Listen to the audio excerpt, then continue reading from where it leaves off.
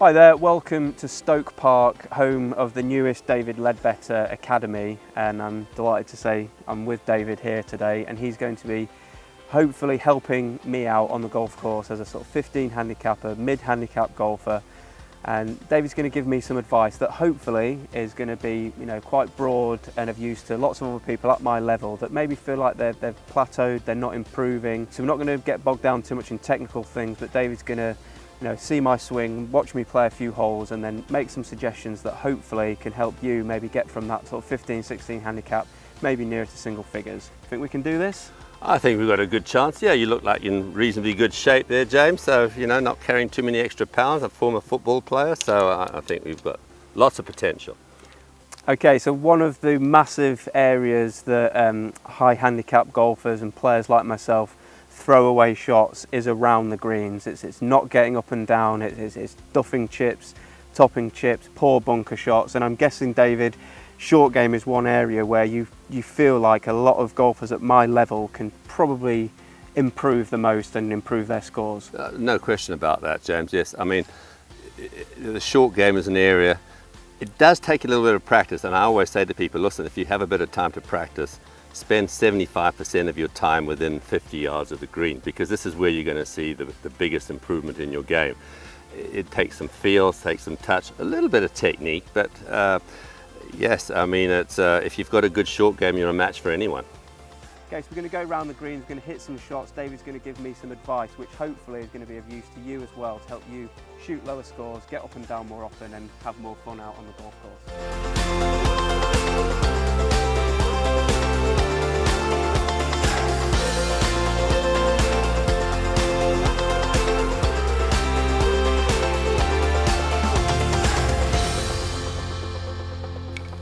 Okay, David, so we've hit our approach shot into the green and we've just come up short. Very common sort of like miss for me, often in this sort of situation for my third shot. Now I still want to try and make a par, so right. What are the things that you'd be telling me in this situation here of my, what are my best options at, trying to get the ball up and down, or at least give myself a chance. Yeah. Right. Well, I think the thing is, James, look, whenever you get around the greens, you always have lots of options, okay? And the best short game proponents generally, although some players today, especially with the speed of the greens, because they're so quick on tour, especially in America, they tend to use sort of one club. They use a sort of a lob wedge and de-loft it, or add loft to it if they need to hit a flop shot, and so on and so forth. But I'm still of the belief that, there's using a variety of clubs with a similar type technique will probably be better. You'll be better off. So when I look at it here, I always think of Greg Norman. He used to do this, and Sevi used to do this too. They sort of you always used to see them with their right hand doing this, because they're actually picturing visualizing how the ball's going to react. So now if I'm going to throw the ball here, and I see we've got a hump to go over here, this false front. The green is sloping pretty much left to right. It's pretty quick down there. So I would sort of see if I'm going to lob it up here like that. Okay, let's see if that, maybe not quite enough. Maybe, not bad. Not bad. Yeah, not bad. So it gives me a chance for a putt. But so I wouldn't, I'd eliminate the 7-iron, because the 7-iron, obviously we'd have to bounce it into the front here. Essentially, you want to take the hump out of play and get it over the hump. Okay, and so you'd probably have to use, you'd probably have to use your most lofted club, because even if you use, say, a 54, the problem is that, once it lands on the green, it's going to be going at breakneck speed. So remember, when you're using a more lofted club, the ball will release slower. Okay, so it is a case here, I would say, the sand wedge or the 58 degree would be your best bet. Now, I suppose if you were clueless around the greens, you could take your putter, and people even use a hybrid or a 3-wood these days to chip it, but it's difficult. If this green was completely flat, now you've got a different situation. Here you'd probably use maybe your 54, or you could maybe use a 9-iron, and the technique is not that difficult. So what I'm going to ask you to do, we're going to hit this sand wedge here. We're going to see how you do with that. Just have a couple of practice swings. We're going to eliminate these 3 clubs for the moment. Okay. I've seen where you've just thrown that, and that looked like a fairly good landing spot to me. Right. That's exactly right. So when you're playing this, remember, you'll find that relaxation's key. you don't want to get tense here and try to help the ball up in the air. I think a lot of amateurs, what the tendency is, they try to help the ball up in the air. And we've got a bit of a tight lie here too. I mean, you've got a little bit of grass under the ball, which is fortunate, but you know, around the greens this time of year, I mean, it could be really burnt out and you've got a very tight lie, in which case, this is where you'd use a little bit less wrist. The less grass you have, the less wrist you want. That's a sort of a rule that you want to use, because as you start to get wristy with it, I mean, Phil Mickelson now, he can do it. I mean, but he's a freak. Okay, so people trying to copy, even the pros trying to copy a Phil Mickelson technique where he sort of sets what he called hinge and hold. It's a very difficult approach. If you look at someone like a Steve Stricker, or Jason Day, they're much more sort of, it's almost like an extended putting stroke. Okay, yeah. Okay.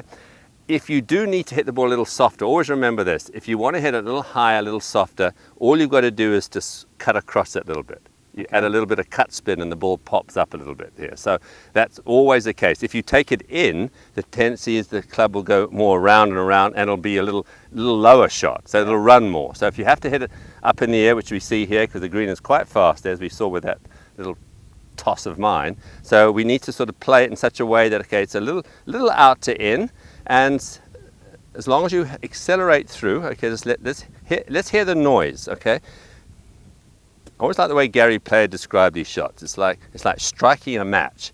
You want to have, there you go, hear the sound there? You get the sound there, that little thump. Yeah. And that's what you're looking for. And you'll find a lot of pros, they'll have 6 or 7 practice swings just to get the sound that they want of club turf contact. There we go. Good. So, all right, now visualize it now. So get back here, just see the same thing here, all right? Yep. So you're just trying to see it there, you know, and you keep the old mouth open again so you don't get tight and tense, because the softer you are, the better, okay? You could have the face just a little bit open too. That'll help to get it up in the air. So just nice and smooth, not much wrist. Okay, so we offer the little bit shorter swing there. Don't be afraid. Yeah. Listen, this club will not hit the ball very far. So what you want to do, you want to have a little longer swing. The tendency is, as with many players, they want to get it over and done with. Okay, so it's like your practice swings were quite nice. They went back and they went through, and the actual swing went boop, boop. Okay, so rhythm. Okay, so a little length to the swing. Okay, it's not going to go that far as long as you make good contact with it. That's it. Thump the turf. Okay. Good. Now, to be truthful, I don't mind. We spoke about on the tee where you don't want to make a practice swing next to the ball. Here, you find a lot of the pros, well, they'll make their practice swings next to the ball, like a Tom Watson, make half a dozen practice swings and then step up to it and hit it with that same. Because the problem is you don't have to get. Obviously, you want to see where the ball wants to land, and you get behind the ball and do it this way. But really, once you've made your 3 or 4 practice swings, then just get over and hit it there with this. Hit it with your practice swing. That's a little longer swing. Remember, a little longer. Okay.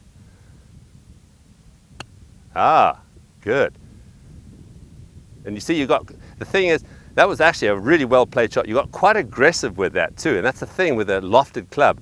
As long as you make solid contact with the turf, and even if you hit a smidgen behind it, it's not the end of the world. You've got bounce on the club, which actually will slide the club under the ball. That was really well done, because you heard that clip and you could see a little bit of spin. So remember, if you want to hit a softer shot, just cut across it a little bit more. Yeah. Okay. And that first one, I guess the opposite was that I wasn't aggressive enough. I was just sort of was a bit scared. And babying it. Yeah. I didn't really go through the shot with any sort of conviction. Right. So remember, look at the lay of the land. Okay. So you look at it here. If you were going to toss the ball, how would you toss it? I wouldn't toss it and sort of picture myself bouncing the ball into the hill. No, you'd want to get it over. You want to get it over. That bit there, exactly. Yeah. I mean, look, you've got a chance there to sort of save your par.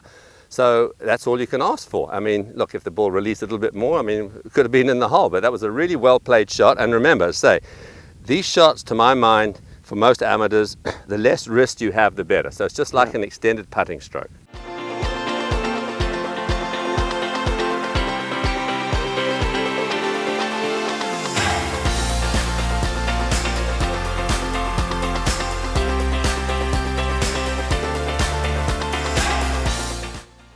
Okay, short game is massive, isn't it, David? It's the key to helping us shoot better scores, isn't it? And we've seen here that there's lots of things that we've got to think about. There's lots of options every time, and I think it's what we took away from here is just kind of, like you said to me, assessing the lay of the land. How important is that when deciding what's going to be the best shot to play when you're around the greens? Well, there are so many situations that crop up, and that's why I always say there's never enough hours in the day really to practice your short game. And I would advise everybody out there, look, a lot of people take lessons in golf instruction, but take some short game lessons. I mean, get out on the golf course with your professional and play these different shots. I mean, you know, think of a bunker.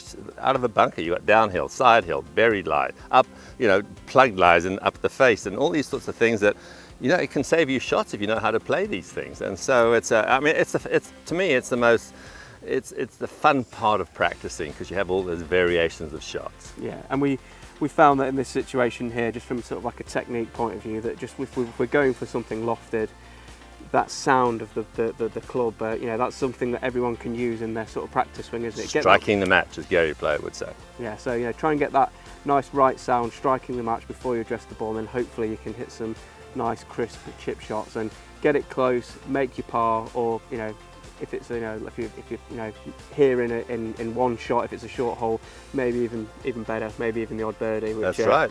wouldn't go amiss for me at all. So thanks very much for watching, guys. Post any comments below that you may have about short game that we can get over to David, and we'll see you all again.